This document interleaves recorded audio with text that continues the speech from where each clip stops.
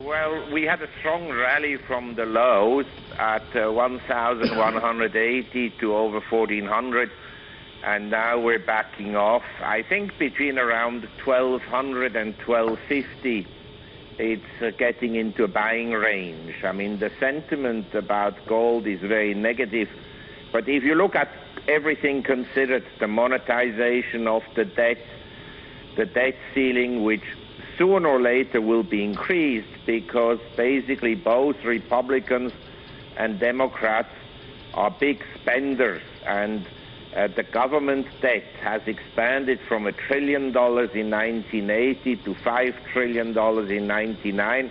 Now we're at 16 trillion. Both Democrats and Republicans have been big spenders because a lot of money flows through the government. But Mark, that has been the big picture for a while now. Here we are 3 days into the October 17th deadline. A lot of doomsday scenarios are piling up. How do you see it playing out?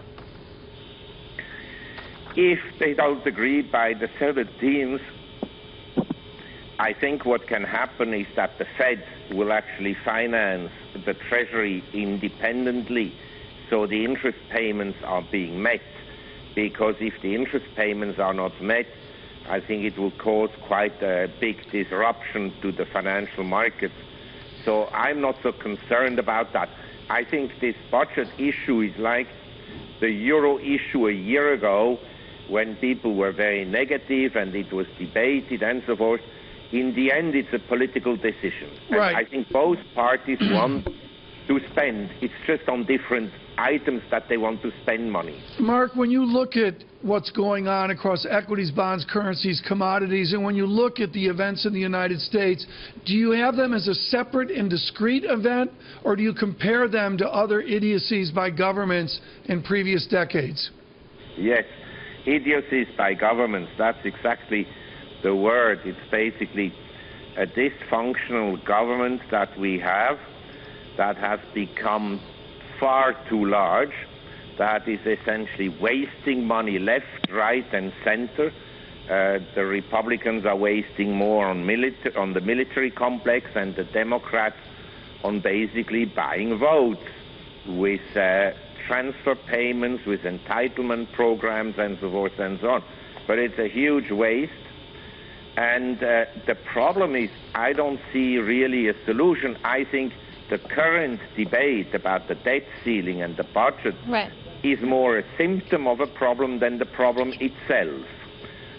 The problem is really that the government, not only in the US, in other countries as well, has grown disproportionately large, and that retards economic growth. So very quickly, Mark, given that is your worldview, where do you hide out? Is there a safe haven left? There's no safe haven. Bank deposits are not safe, which used to be safe.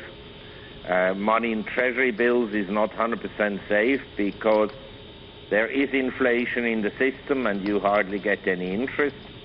Bonds are not very safe anymore because eventually interest rates will go up.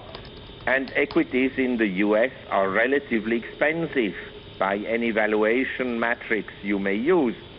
So I don't see anything particularly safe. The best you can hope for is that you have a diversified portfolio of different assets and that they don't all collapse at the same time.